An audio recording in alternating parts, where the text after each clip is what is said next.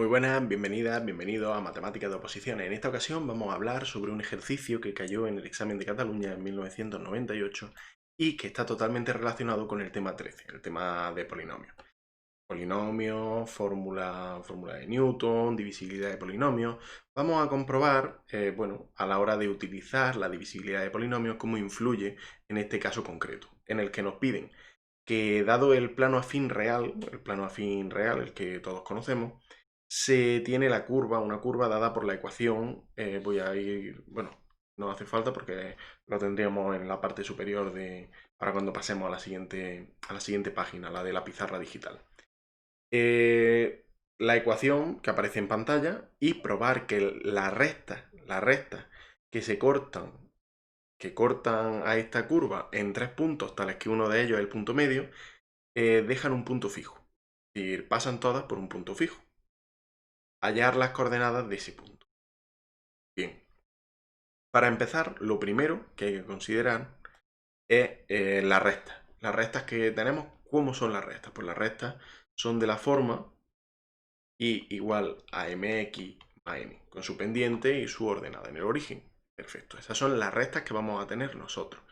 Ahora bien, la intersección entre estas rectas y la curva que tenemos que es, lo tengo por aquí, 2x al cubo menos 3x al cuadrado más x menos 2, la intersección lo único que hacemos es quitarnos de en medio la y hacer por medio de igualación, llegamos a que mx más n es igual a 2x al cubo menos 3x al cuadrado más x menos 2. Lo que viene a ser lo mismo realizando, sumando y restando los términos correspondientes, de forma que nos quede que 2x al cubo menos 3x al cuadrado más x por 1 menos m más, menos, vamos a ponerlo menos y así, menos 2 más n, esto es igual a 0. Es simplemente utilizar los cambios algebraicos de la misma expresión, sino que, simplemente algo alterado. Ahora bien, el polinomio determinado por esta expresión, el polinomio, vamos a llamarlo el polinomio, pues P, ¿por qué no? P de polinomio. P de x igual a 2x al cubo menos 3x al cuadrado más x por 1 menos m menos 2 más n. Este polinomio, por la fórmula de Cardano-Vieta, tiene, si tenemos que las raíces de este polinomio, como tiene grado 3, van a ser 3, van a ser x1, x2 y x3 raíces del polinomio P de x, entonces se cumple que, como tendríamos que utilizar, tendríamos que dejar el término principal de forma unitaria, pues simplemente al dividir P por 2 nos quedaría que x1 más x2 más x3 necesariamente tiene que ser igual a 3 partido por 2.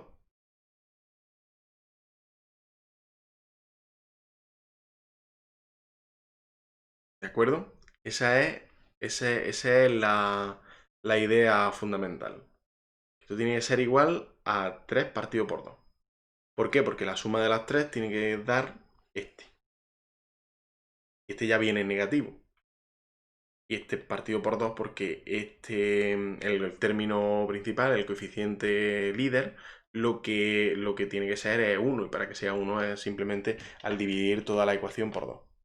Como esto tiene que ser igual a 3 medios, bueno, pues vamos a ver cuáles son las raíces. Pero es que las raíces, en este caso del polinomio, si echamos hacia atrás, coinciden, como hemos definido el polinomio. El polinomio lo hemos definido como estábamos calculando, dependiendo de la abscisa y de las ordenadas, estábamos calculando los valores, los puntos A, B y C, que van a cumplir estas dos ecuaciones a la vez y que además van a cumplir que B es el punto medio de A y de C.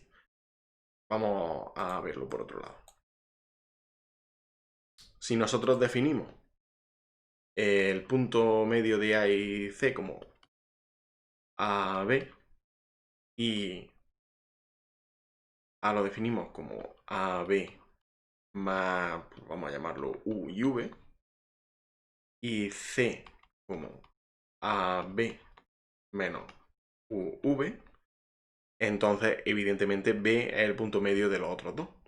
Como es el punto medio de los otros dos, al fin y al cabo aquí lo que tendríamos serían las abscisas y por otro lado las ordenadas.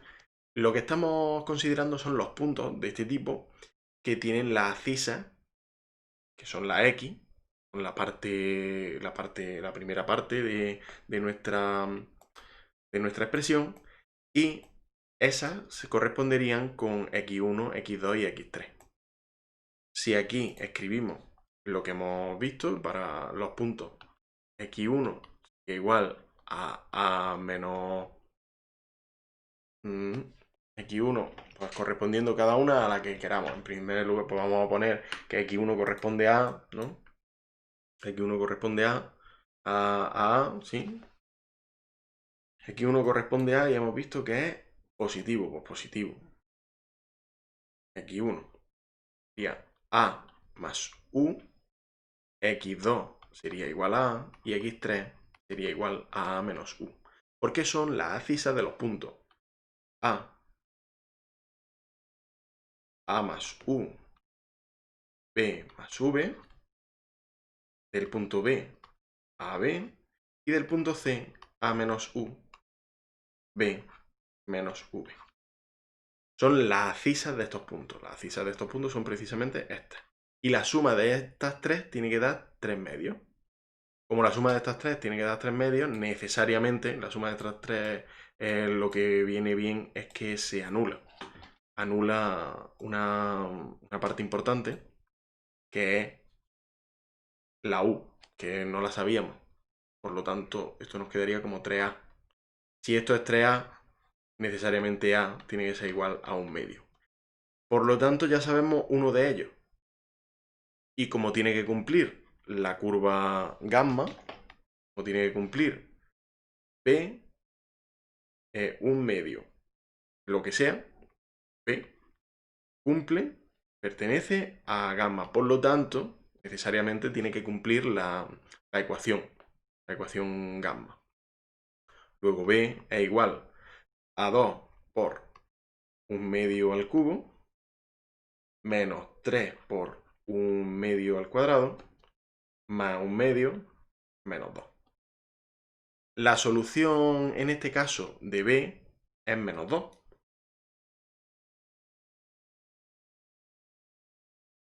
Luego ya hemos terminado. Hemos encontrado un punto que se va a quedar fijo para todos los casos, porque no hemos considerado ningún caso concreto, hemos considerado casos generales en los que tenemos un punto A, un punto B, y la suma y la resta de los correspondientes vectores para que sea un punto medio, que coincida que en todos los casos estos tres puntos A, B y C pertenezcan a la gráfica de la curva, y por lo tanto ya hemos concluido.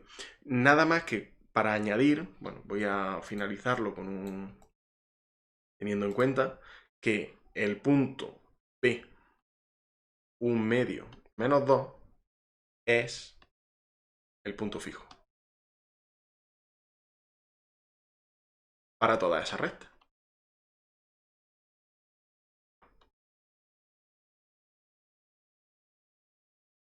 Otra forma de hacerlo, bueno, aunque hay que conocer más teoría, hay que tener en cuenta que cualquier curva cúbica, en este caso estamos hablando de las curvas polinómicas cúbicas, respecto al origen, son simétricas respecto a su punto de simetría, respecto a su punto de inflexión.